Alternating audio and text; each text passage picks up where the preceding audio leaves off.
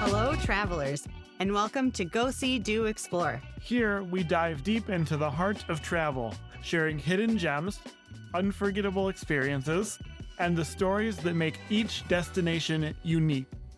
Whether you're a seasoned traveler or dreaming of your next getaway, you're in the right place to get inspired. I'm Christopher. And I'm Ashley. And together, we'll set the course for your next great adventure and discover the stories that make each place unforgettable. It's time to go, see, and do more. Let's explore. We're back for episode 4. Today, we're continuing our conversation on the Michigan bucket list, covering the western lower peninsula of Michigan. So we're going to take you through some of our favorite places to visit in the western lower peninsula. First, we've got Grand Rapids. Grand Rapids is a city in Michigan that is not as big as cities like Detroit, but has really a lot to offer. What's your favorite thing to do in Grand Rapids? Well, there's the river. It's really beautiful to walk along, I should say, just walk by it. And then, of course, as you know me, I travel for food. Grand Rapids is a wonderful food city. And if you like beer, it's probably the biggest brewery city in Michigan. Yeah, it's a big time beer city. Michigan's largest breweries are from Grand Rapids or the Grand Rapids area. There was a period of time there where Founders was really kind of it. There are a lot more now. Yeah, it's a nice city, lots of fun things to do. It tends to have a lot of events, concerts, and they have some minor league sports there. It's also a really good base for a lot of destinations in Western Michigan. It's relatively centrally located to a lot of the places you might want to go in Western Michigan. So it's a good place to stay. I enjoy this city with the great food and the interesting things to do and the good proximity to other nice places. There are some museums too. You've got the Grand Rapids Art Museum and the Public Museum are probably the two biggest, and they're both in the downtown area. I don't know within walking distance, but yeah, there are two museums to see in Grand Rapids. Yeah, the museums are good there too, for sure. And we went to Grand Rapids around Christmas and we got to see their Christkindl market, their Christmas market. And it was really cool. I really enjoyed it. It looked like what I'd kind of seen the European Christmas markets to look like. But beyond that, their new, they call it the farmers market, where it's located. It seemed like a place that would be really fun to explore in a time that's not Christmas busy. Yeah, it was very busy when we were there. But they have retail and they have restaurants or at least food counters in that space that are open year round, including they have a small retail location for our new favorite olive oil store, which has a main store in downtown Grand Rapids and some other ones around Michigan. So yeah, that's Grand Rapids. Not too far from Grand Rapids, just heading sort of north and west towards the lake, is the Silver Lake Sand Dunes. This is a state park. At least part of it is a state park. And then there's some surrounding area that's privately owned. But giant sand dunes, really almost the entire west coast of Michigan on Lake Michigan is sand dunes. We have some amazing sand dunes in western lower Michigan. These aren't the only sand dunes by any means. In fact, we're going to talk about some other ones really soon. But what's really unique to Silver Lake is that it's a big ORV destination. People take off-road vehicles and Jeeps and trucks and things like that, and they drive these sand dunes. They have courses. I really want to do one of the dune buggies. That's kind of been high on my to-do list. We had a trip planned to Silver Lake last spring, but we had to cancel it due to car trouble. But that was one of the things that I was hoping to do. So that's still on my list. We've been to Silver Lake before, but we have never done the dune buggy ride. It looks really fun. It looks really fun. But there are a lot of beautiful hikes. There's Silver Lake, obviously. And then there's a Silver Lake State Park on the lake. You could probably paddle there, right, in that lake. Mm-hmm. If you're a paddler, nice place. Really nice place. You know, another really great state park in Michigan, which is next on our list, is Hartwick Pines State Park. Hartwick Pines is this rather large state park that's sort of just north of Grayling on I-75. So this is more north than these other places. And probably more east too. I had to break this list up somehow. It's right in the center, honestly, or maybe slightly west. But Hartwick Pines has this really, really old growth pine forest and is a really important and historical site in Michigan for the history of the lumber industry here. Lumber was and is a big industry in Michigan, and Michigan, like a lot of places, was clear cut a lot of it around the time of industrialization in the United States. The Civilian Conservation Corps planted a lot of new forests, and we have a lot of that up in northern lower Michigan as well, and even in Hartwick Pines, there's some of that. But Hartwick Pines has some of these really, really cool, big, old pine trees. They also have a really nice campground, and they have a cool kind of museum and interactive historical area where you can see a lot of exhibits and you can walk around outside and get a sense of the history of the lumber industry in Michigan. There's a lot of hiking trails too. It's a kind of a good spot if you're on your way up to the UP to kind of stop and get out of the car and stretch your legs. Yeah, I have a lot of fond memories from Hartwick Pines. It's not far from where my grandparents lived growing up, and so we would go over there, and then as a scout we would camp there too, and then we would canoe on the Ausable River, which is not far from there. That's another thing you can do in that grayling area. Yeah, it's really just a beautiful place in Michigan to kind of be immersed in the forest. One thing that's worth mentioning is there was one time that we stopped there and camped sort of on our way to somewhere farther north, and that worked out really well. If you're doing a road trip in Michigan and you're trying to get up to the UP and you just don't have the amount of time you need to make that drive in a single day or whatever, that can be a nice place to stop. It's pretty easy to get in and out of there. It's right off of I-75, but it's a nice campground, good restrooms, nice campsites. Yeah. And I think this year might be the exception, but I think it's typically one that if you're not picky about sites, it's not terribly difficult to get a site. This year might be challenging because a lot of the campgrounds in Michigan are closed for renovation this year due to some money that they're using federal funds to do some big renovations. It's going to be really nice, but this is going to be hard. This year being 2024, by the way. Yes. So another thing to do in the Western Lower Peninsula is to drive M22. Now, if you live in Michigan or if you've been to Michigan fairly consistently, you've seen the M22 stickers, you've seen the M22 t-shirts, you've heard about people maybe stealing M22 road signs, a thing that happens. What is M22 and why do people want to steal the signs so much? Well, M22 is a Michigan state highway. It runs from Traverse City to, I believe it's Frankfort or maybe Manistee.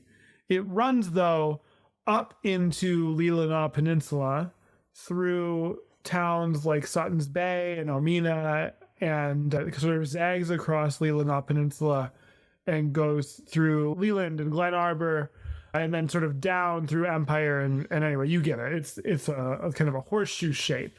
And so it becomes this scenic highway that you can drive the Leelanau Peninsula. The Leelanau Peninsula really is what is featured with M22, which is Michigan's pinky, I suppose. It's that northwest corner peninsula it's northwest of Traverse City.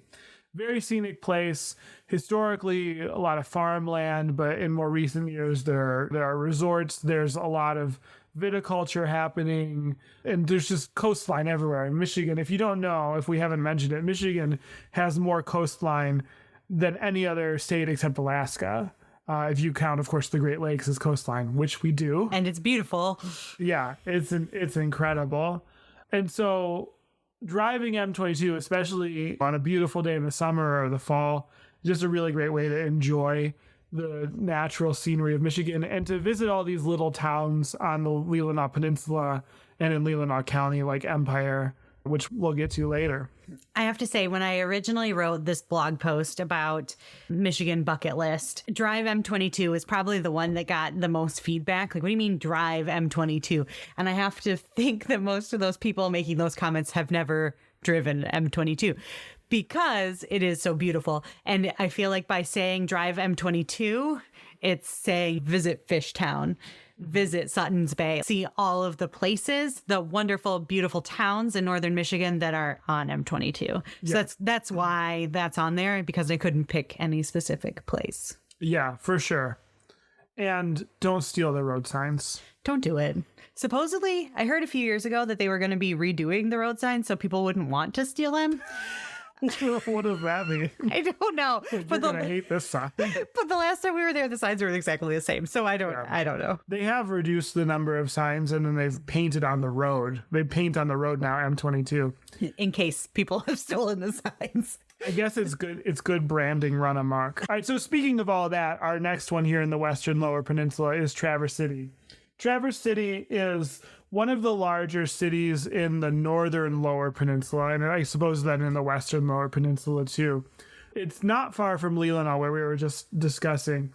It sits at the south end of the Grand Traverse Bay, which is the body of water that separates Leelanau Peninsula from the rest of Michigan. Traverse City is probably my favorite place in Michigan. I think it is. I mean, if I have to pick, it's a place, again, not far from where my grandparents, a lot of my family have lived. And I've been up there a lot since I was little. I continue to try to go up there as much as I can. What's so great about Traverse City? Why do we love it so much? Is saying food ridiculous? It's more than food. For me, I mean, the food is good. The food is great. Has not always been good, though. That's kind of a newer thing. I'm not saying just the food. The sights are beautiful. There is so much around to see and do. I recently wrote on the blog about Traverse City, like a destination guide to Traverse City, and I definitely dig deeper into that. So if you are interested in knowing why we love Traverse City, definitely check that out. We can put a link in the show notes. But it's just... I mean, I don't have that childhood nostalgia of visiting Traverse City, and it's still one of my favorite places. There was a Facebook post the other day that somebody asked, what is your favorite place to visit in Northern Michigan? Or it may have just been in Michigan in general. And I commented Traverse City, to which I got a reply from somebody, too busy. And it is busy. This is the thing about Traverse City these days. It's busy, and the secret's out. And it's pretty expensive a lot of times in the summer and the high season to stay there. There are ways around that I'm sure we can do on another episode, talk about how to save money in that part of Michigan.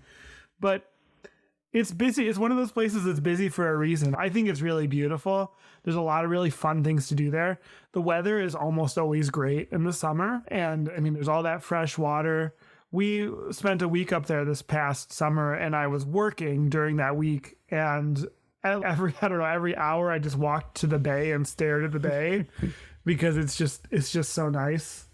Anyway, I could go on and on about Traverse City. We'll do an episode sometime, but it's really a special place. It's also a jumping off point for visiting Leelanau or the wineries of Old Mission. Old Mission is very close to Traverse City, and there's not really a lot of lodging options. So if you want to visit Old Mission, Traverse City is really the place where you would stay. Yeah, Old Mission being the peninsula that's in Grand Traverse Bay, just north of Traverse City. And like Ashley mentioned, there's a lot of viticulture there and winemaking there too. Some of my favorite winemaking in the world happens there. And so, yeah, I guess another reason to love Traverse City. I think it's time for our wine break.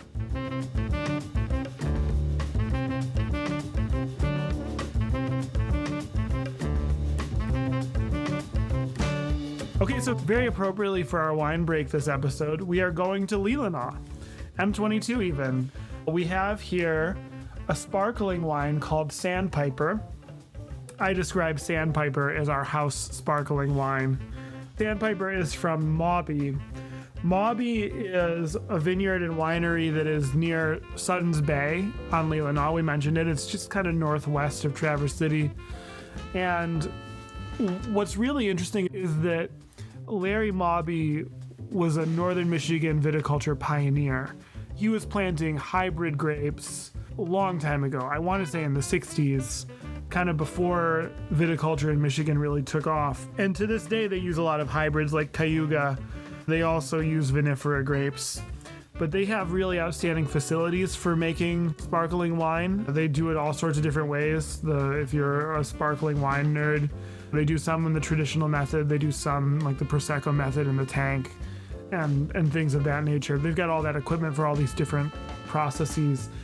They specialize in sparkling wine. They make almost exclusively sparkling wine. They have a couple other things they do, but pretty much everything they have that we've had is really, really great. It's a fun place to visit. They've got a great outdoor area that you can sit and taste. And so, yeah, Sandpiper is semi-dry, which in a sparkling wine I think is really nice. It's really refreshing and light. And yeah, happy to have this episode for our Western Lower Peninsula of Michigan. I still feel like one of the best times we've ever had at Mobby was the time that we visited, and I think it was October 2020 during the Michigan State game, and Michigan State won, and then people started singing the fight song. It was good. They were really into it. They were very into it. Probably the last good moment we've had is Michigan State people. But yeah, that's our wine break. Mobby Sandpiper, check it out.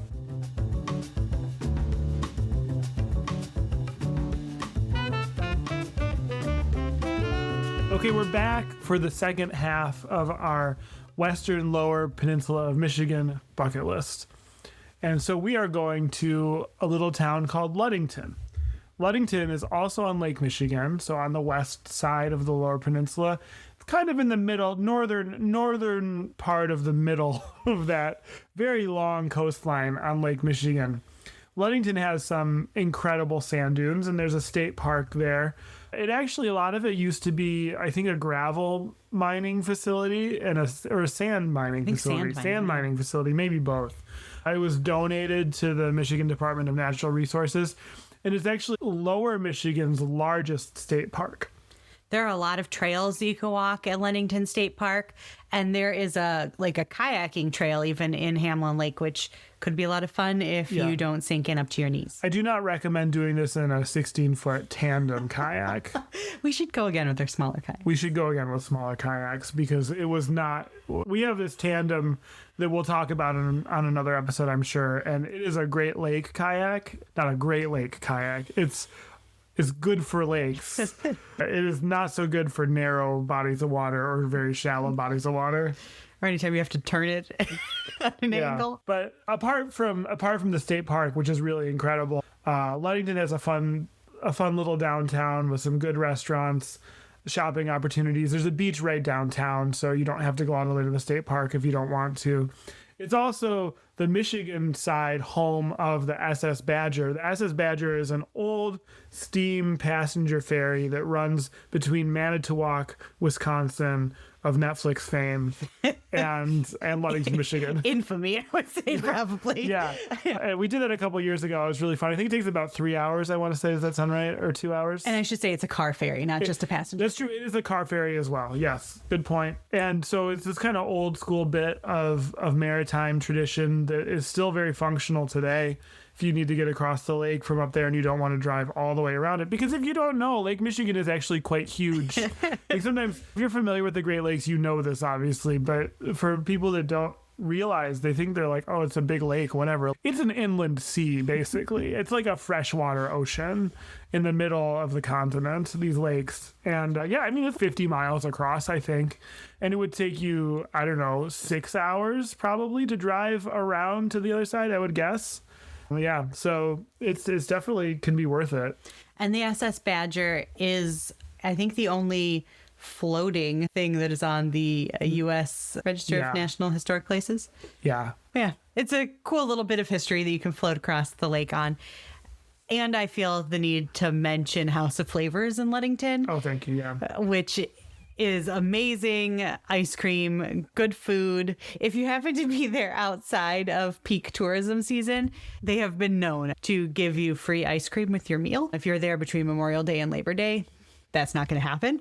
But if you happen to be in Ludington in March, like we were once, we got free ice cream with their meal, which was pretty good because their ice cream, they run the Park City Dairy, which they won't tell you what store brands they make. But basically, if you're in the Midwest and your grocery store has a store brand, it's probably Park City Dairy of ice cream, I should say. Yeah. It's worth mentioning that they have both an ice cream counter, like a walk-up. There's also a restaurant. So when Ashley's saying they'll give you free ice cream with your meal, it's like a sit-down restaurant situation. They won't give you free ice cream at the ice cream counter. Don't try it. Right. So Ludington, really, really fun place. We've spent a lot of time there. Can I mention really quick the Jack Pine hike-in campground? Oh, please, yeah. So we've done this only once, but Ludington State Park is also home to probably one of the most unique campgrounds in the Lower Peninsula, and that is the Jack Pine campground, which is entirely hike-in, so you cannot drive there. The Jack Pine campground is on the gravel road out to the Big Sable Point Lighthouse, but no cars are allowed, so you can bike your gear in, or when we did it, we carried everything on a wagon, just kind of to get it so you're not carrying it on your back. And we did it for one night, but it was really cool. And it was a way to kind of get a picture of the lighthouse at sunset. And I think this still makes me mad to this day. That night we were there, you could see the northern lights from Ludington, but we were asleep. It still makes me mad to this day. Just like we had an experience in St. Ignace last Labor Day where you could see the northern lights from Mackinac City. Right. We had a southern view, though. We had a southern view, but we were so close and we were sleeping. If you're up for a little bit of hiking, camping, Jack Pine is a great place. And I think one of the only places in the Lower Peninsula where you can have that experience. Yeah. One of the few, I should say. Also, if you like little scrubby pine trees like I do. Another great destination in the Western Lower Peninsula is Holland. We talked about Grand Rapids earlier. Holland is less than 45 minutes by car from Grand Rapids. So these are good cities actually to pair together. Holland was settled, like much of Western Michigan, by people from the Netherlands. But Holland, as you can guess by the name, has really embraced this tradition. So they have a windmill from the Netherlands that they've brought over. They have a Tulip Time festival in May that celebrates the tulips, which are famously associated with Holland. They have wooden shoes. They have stores that sort of trade in Dutch things, Dutch-themed things. There's a lot of that in Holland. And if that's something that you're interested in, it's a great place to go. But additionally, they have really great coastline on Lake Michigan, too, with a really nice state park. That state park doesn't have great camping, but it does have camping. There's an inland lake, so if you're looking for something like that, that's there. It's not far from a lot of other destinations. And it's just this really nice, clean, modern city. It has heated sidewalks. So in the winter, if you want to walk around somewhere where there's not snow, that's a nice thing you can do. New Holland Brewing is there, another sort of, I'd say, semi-famous brewery that you can go eat and drink at. What else do you like in Holland? I find it interesting in Holland that the windmill they claim is the last windmill to ever leave the Netherlands. So after De Swan was removed from the Netherlands and rebuilt in Michigan, they outlawed removing the windmills from the Netherlands. So it's not something you can find everywhere, but they have one in Holland. And Windmill Island Garden is a beautiful place to visit. Really, probably 3 seasons of the year. They pretty much close in the winter. And I like, as a good little tip, if you want to visit Tulip Fest, to avoid Tulip Festival crowds, go the weekend before the festival starts. That's kind of been our little tip. The tulips will still be kind of closed a little bit, but there will be, I'll say 90% less people there, and you'll kind of have the gardens to yourself. Yeah, the flowers will be pre-trampling. Yes. No one will have laid on them to take their selfies yet. Yeah. Really, really fun place, though. One of our favorite places to go. And it's a quick drive for us, so it's a place when we want to get away, but we don't want to go for more than a day. That's sometimes where we end up. The next one on our list is one that actually we haven't really been to. We've spent a lot of time in the area. We've been within striking distance, but we haven't been inside. And that is Headlands Dark Sky Park. Headlands Dark Sky Park is just west of Mackinac City. If you're driving from Mackinac City to Wilderness State Park, it's basically right on the way. So you drive west from Mackinac City, when you hit Lake Michigan, it's right there. And it is, as the name describes, a dark sky park, meaning that you can go there to watch the night sky, and they have equipment to help you do that, and there aren't really lights or anything like that. One of Michigan's only dark sky areas. It's the first dark sky area in Michigan, for sure. Yeah. And so we need to go there. Yeah, it's one of the few places on this list that we have yet to visit. You have to be willing to be up at night. Yeah, which most of the time I'm not. Thus how I have missed the Northern Lights twice. Yeah.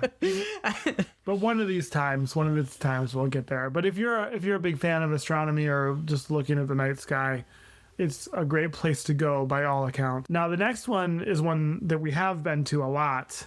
And I mentioned it earlier when I mentioned Grand Rapids, and that is Meyer Gardens. Meyer Gardens is a large botanical and sculpture garden that is in Grand Rapids. It's called Meyer Gardens because Fred and Lena Meyer, founders of the Meyer grocery store chain, were big-time contributors to the garden, but it's not owned by the Meyer Corporation or affiliated with Meyer in any formal way. It just bears their name. And their statues. If you love sculpture, they've got it. They've got all kinds of sculptures, famous sculptures even, by famous artists. The most famous one is probably Da Vinci's horse, which they have done on enormous scale, where you can stand under the horse. Right, there's like one there and one in Venice, right? Like, yeah, I think there are only two in the world. That's an important one. But there's also, I mean, there's some of those Rodin statues that people know, like Eve. Eve is Rodin, right? I think so. And some other really significant ones too, ones that you would recognize if you are at all into sculpture.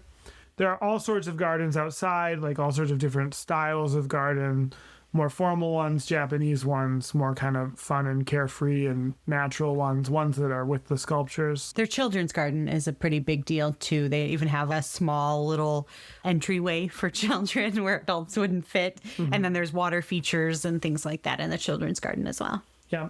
And so then outside too, there are trails that connect all these different spaces. It's quite a large garden. And the trails themselves can be really fun to walk on. They also have a fair amount of indoor greenhouse space. It's not enormous compared to outside, but they've got sort of the different climates and different ecosystems and things like that. And that's a really nice place to visit in the winter, especially because they have something for the holidays. They have a special exhibit with Christmas trees and things of that nature. They also do a butterfly exhibit in the spring, which we may have mixed feelings about. I'm not allowed there. Not by them, by me, because I swat at butterflies. So for the safety and security of the butterflies, I do not allow myself to visit during that time. Yeah. But if you like butterflies and you don't try to kill them, it can be a really nice thing. The last time we were there, we actually spent a little bit of time in the carnivorous plant section, and I learned a lot about carnivorous plants. And I found it fascinating that they don't bring in bugs for the plants. They just happen to get enough bugs to sustain the plants. It's very fascinating. That is really cool. Yeah, it's a nice place to visit any time of year because depending on the weather, there are sort of different things you can do. In the summer, too, they run the big trams and stuff, too, that'll take you around. If you have limited mobility or just would rather tour that way than walking, that is an option for most of the year. I feel like even if it's your first visit and you have no problem walking, just kind of giving you a lay of the land. It's true. I think the tram is a good way to go. And obviously, it doesn't run in the winter. And you can see a lot of the sculptures, the big sculptures, relatively quickly if you're in that tram because they do kind of that loop. The other thing that's worth mentioning about Meyer Gardens is they have a pretty big outdoor amphitheater, and they bring in some people you may know for musical acts. It's a combination of people you may know and people that you definitely wouldn't know, but the Grand Rapids Symphony also plays there a fair amount. So it's a nice place to go listen to music. But yeah, this is Meyer Gardens, a place that we like to visit a couple times a year and are big fans of. Oh, the other thing that's worth mentioning is if you do join there as a member, they have the reciprocal benefits with the American Horticulture Association. And if you are a member of another American Horticultural Association garden, as long as it's not inside of 90 miles, you should be able to get into Meyer Gardens for free, at least last we knew. So if you're somewhere more than 90 miles outside of Grand Rapids and you've got a membership to one of these other gardens, there is that reciprocal admissions program, which gets you in. It's really nice. If you become a member at Meyer Gardens, the reciprocal admission would apply to Windmill Island in Holland. Our last spot on this Western Lower Michigan bucket list is one of my favorites, and that is Sleeping Bear Dunes. Sleeping Bear is in Leelanau County for the most part, so we've mentioned that area already. The kind of main cities around Sleeping Bear are Empire and Glen Arbor, Empire especially being kind of the hub of that park. Sleeping Bear is a national lake shore, which puts it in the national park system. It was formerly a county park, but it's been a National Park Service site for a long time now. So there are a lot of interesting things you can do there because it's kind of a spread out park. So the dunes are enormous, first of all. I mean, at their highest, I think they shoot up 400 feet above Lake Michigan. So you can do a scenic drive that puts you right on top of those dunes, and you can look out and you can see the people foolishly climbing down and then having to climb back up or get rescued. They have the rescue staff right there, and they tell you exactly how much it'll cost to get rescued too. We did it when we were in college. We did it. And that was good for me. I'm good. Yeah, at night. We did it at night. It was cooler, but it was still pretty. I mean, it took us, I think, probably 2 hours to come back up. Yeah, it wasn't easy, but it was an experience that I am glad that I have and hope to never do again in my life. We do not recommend that you do this, just to be clear. We are not endorsing that. Don't send your rescue fees to us. Yeah. But yeah, very scenic, and you get this wonderful views of Lake Michigan. Another thing to do is it's quite popular, especially if you're traveling with children, is they have the dune climb. The dune climb is a more tame dune. It's still pretty substantial. Not as straight up and down. But it's right outside a parking lot, and you can basically from the parking lot go right up. And if you want, there's a trail that goes all the way to Lake Michigan. I don't remember how far it is. It's, I think, less than 2 miles, I want to say. He tricked me into this trail at one point in our relationship. That's, I think, a story for another time. Probably my favorite trail in Sleeping Bear Dunes is the Empire Bluff Trail. It's got quite a bit of elevation gains. You have to be up for that. But the view at the end is amazing. I will say probably one of the best views in Michigan. Definitely top 3 best views in the Lower Peninsula. Yeah, it's my favorite trail there too. And it's just right outside of Empire. It's really easy to get to. There's some other hiking too. Everyone kind of has their own favorite spot. The park is quite large, so there are lots of different places you can go. 2 campgrounds that are worth mentioning. Platte River, which is a modern campground kind of in the south part of the park, is pretty away from a lot of what people think of when they think of Sleeping Bear. It's like in the very south end of the park. We've actually never camped there. The other one, which is one of my absolute favorite campgrounds, is DH Day. DH Day is a rustic campground. It's just outside of Glen Arbor, so it's kind of in the north part of the park. Glen Arbor is a really cool little town. It has some resorts and stuff, and it's got some resort people too, but it's a fun town. But DH Day, until a few years ago, was not reservable, so it would famously have kind of these big lines, and it was just not a place we ever wanted to camp. For the past few years, it's been reservable, and it's been amazing. We've gone a couple times, and we really, really love it. It's right on the water, in the woods. Yeah, great campground. There was one kind of late fall weekend that we went after the reservable season was over, and it was first come, first serve. And I want to say it was also maybe 3 other campsites in the whole park. That was a very amazing experience. We got one of the sites right at the base of the dune. So you just climbed up the dune, and there was the lake. And it was, like I said, late fall. So the breeze coming over that lake was very cold, but it was amazing. It was a great experience. This was the same weekend that we went to Maupin. But yeah, we love Sleeping Bear Dunes. It's a beautiful place. Another place in Sleeping Bear that's worth mentioning is Glen Haven. Glen Haven is this old town that was a port town before Traverse City was. And it was originally, when people were settling that part of Michigan, they thought that Glen Haven was going to be kind of this big city where ships would come in to take lumber out. There's no active industry in Glen Haven anymore, but there are these old historic buildings that are preserved by the National Park Service. And there's this cool hike bike trail that goes kind of through Glen Arbor and through Glen Haven into Empire, and you can go along that and see all those buildings. There's also plenty of beach opportunities throughout. In 2011, Sleeping Bear Dunes was named the most beautiful place in America by Good Morning America. And since then, the crowds have found Sleeping Bear Dunes. Yeah. But it's not without reason. It's a beautiful place. Believe Good Morning America. Visit. So that brings us to the end of our Western Lower Michigan bucket list. We'll be back on a future episode with the rest of the state.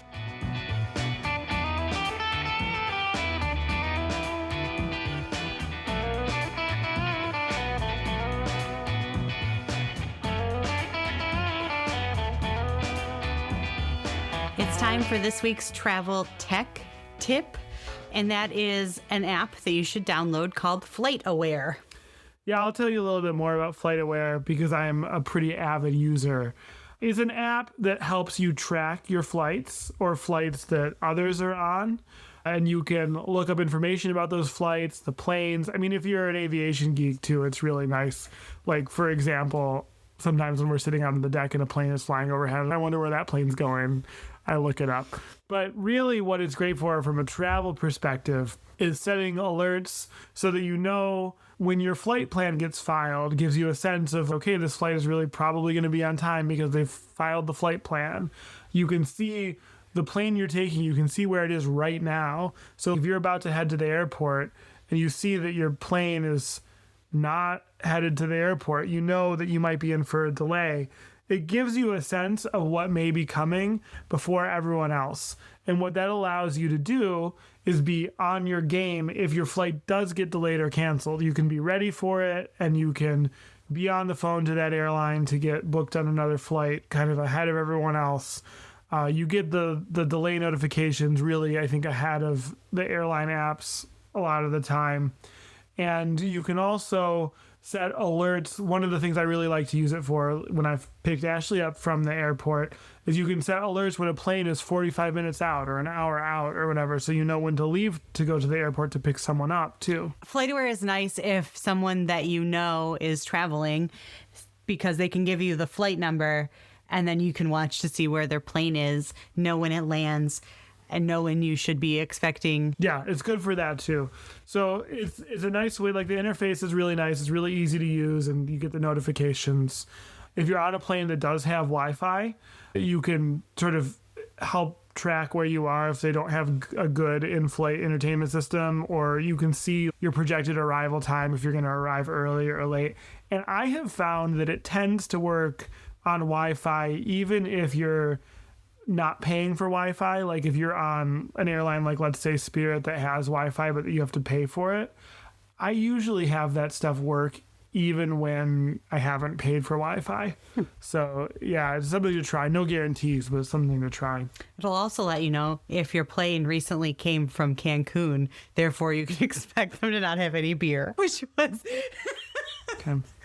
which was the case on our recent Frontier flight. Not that I wanted beer, No. but I noticed that the flight was coming from Cancun, and then we boarded and they told us there was no beer. So it's a free app. They have paid upgrades, but I use the free one and it does everything I need it to do. I should also mention that if you are a ForeFlight user, if you're that much of an aviation geek, you can send your plane's route into ForeFlight and watch it there too, if you really want to go deep on your plane navigation. So FlightAware, check it out. We'll put a link in the show notes.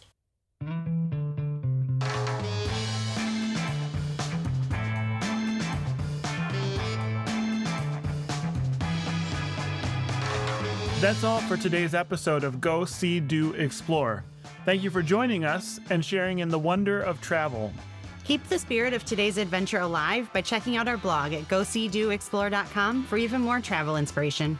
Don't forget to rate and review us wherever you listen to your podcasts. It really helps fellow travelers find us and join our community. Until next time, keep exploring, keep dreaming, and keep traveling by any means necessary.